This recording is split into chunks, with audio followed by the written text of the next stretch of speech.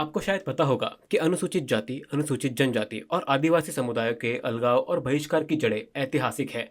वर्ण व्यवस्था हिंदू धर्म की एक प्राचीन सामाजिक संरचना थी, जो समाज को काम और कर्तव्यों के आधार पर विभिन्न समूहों में वर्गीकृत करती थी।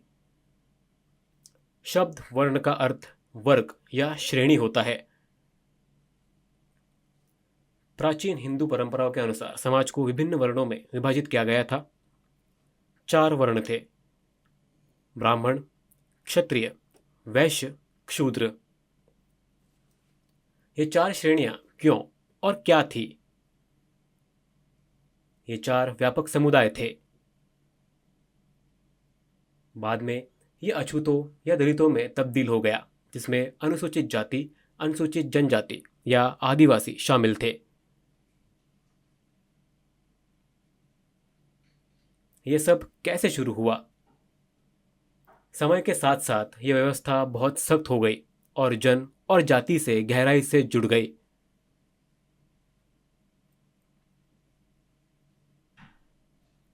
ब्राह्मणों को पुरोहित और शिक्षक माना जाता था।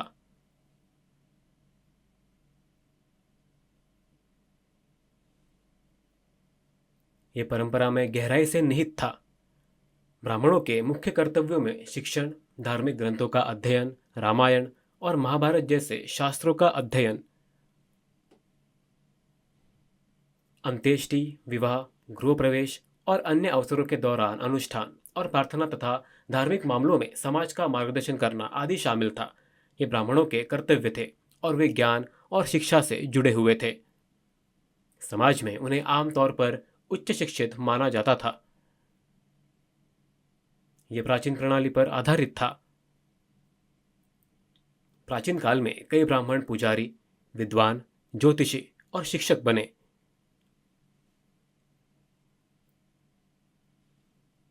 क्षत्रिय योद्धा, शासक और राजा थे।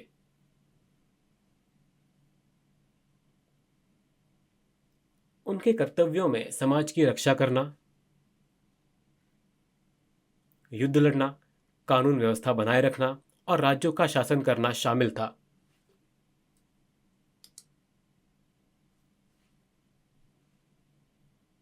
इसका अर्थ यह है कि राजाओं, सैनिकों और शाही परिवारों को आमतौर पर क्षत्रिय माना जाता था। वर्ण व्यवस्था के अंतर्गत हैदराबाद, इंदौर और भोपाल सहित प्राचीन भारतीय राज्यों के कई शासकों को क्षत्रिय माना जाता था।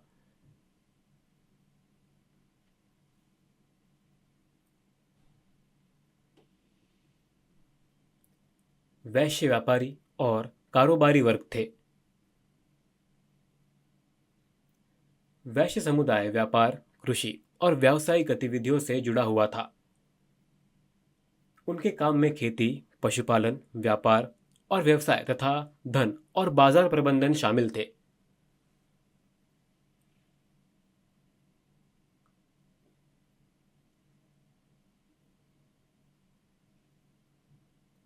व्यावसायिक समुदायों को अक्सर इसी श्रेणी में रखा जाता था। उन्होंने अर्थव्यवस्था में महत्वपूर्ण भूमिका निभाई।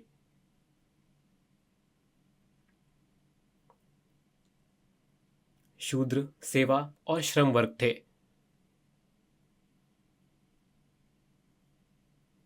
शूद्रों से श्रम कार्य करने की अपेक्षा की जाती थी, न कि अनिवार्य रूप से निम्न दर्जे के काम करने की।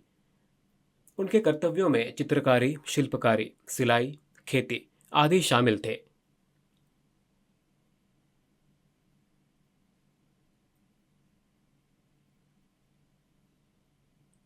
वे भवन निर्माण, डिजाइनिंग और अन्य सेवा संबंधी कार्यों में भी शामिल थे और उन्हें 4 वर्ण व्यवस्था में सबसे निचले स्थान पर रखा गया और यह स्थिति सदियों तक बनी रही। इसी तरह ब्राह्मणों को शिक्षक, क्षत्रियों को शासक, वैश्यों को व्यापारी और शूद्रों को मजदूर के रूप में देखा जाने लगा। उच्च वर्णों की तुलना में शूद्रों के अधिकार कम थे और उन्हें सामाजिक सम्मान भी कम प्राप्त था। 5वां समुदाय दलित या अछूत थे।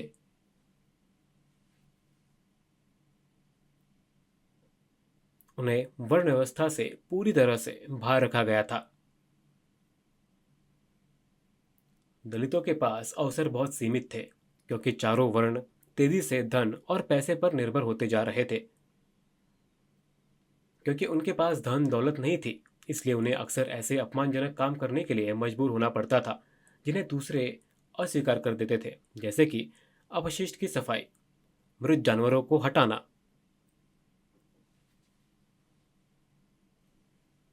चमड़े का काम और यहाँ तक कि हाथ से कूड़ा बिनना भी।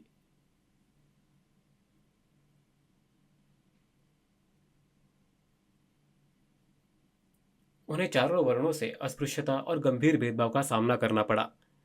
क्योंकि उन्हें अछूत माना जाता था, इसलिए उन्हें मंदिरों में प्रवेश से वंचित रखा जाता था, शिक्षा से वंचित रखा गया, समान सामाजिक व्यवहार नहीं दिया गया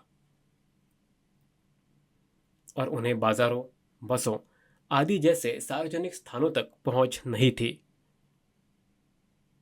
उन्हें सदियों तक अछूत माना जाता था और समाज से अलग थलग रखा जाता था। हालांकि बाद में भारतीय संविधान के तहत अस्पृश्यता को प्रतिबंधित कर दिया गया। समय के साथ वर्ण व्यवस्था में परिवर्तन आया और इससे अस्पृश्यता का जन्म हुआ। यह सामुदायिक आधारित व्यवस्था से बदलकर जाति या नस्ल आधारित व्यवस्था बन गई।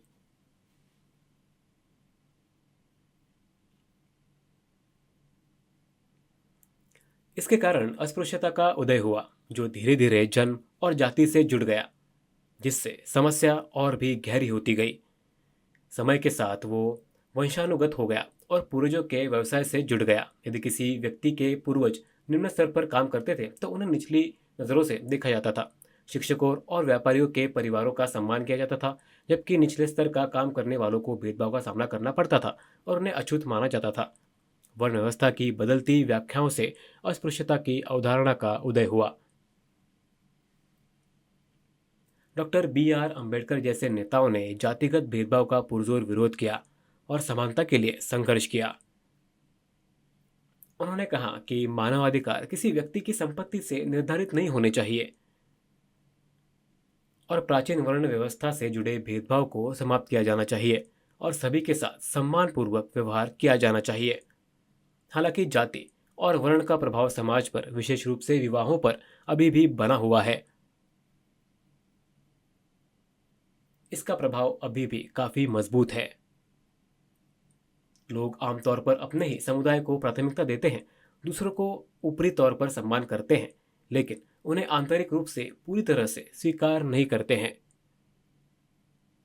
डॉक्टर अंबेडकर द्वारा बनाए गए कानूनों के बावजूद भी ये समस्या आज भी समाज में व्याप्त है। वर्ण व्यवस्था में परिवर्तन के कारण अस्पृश्यता की प्रथा का उदय हुआ।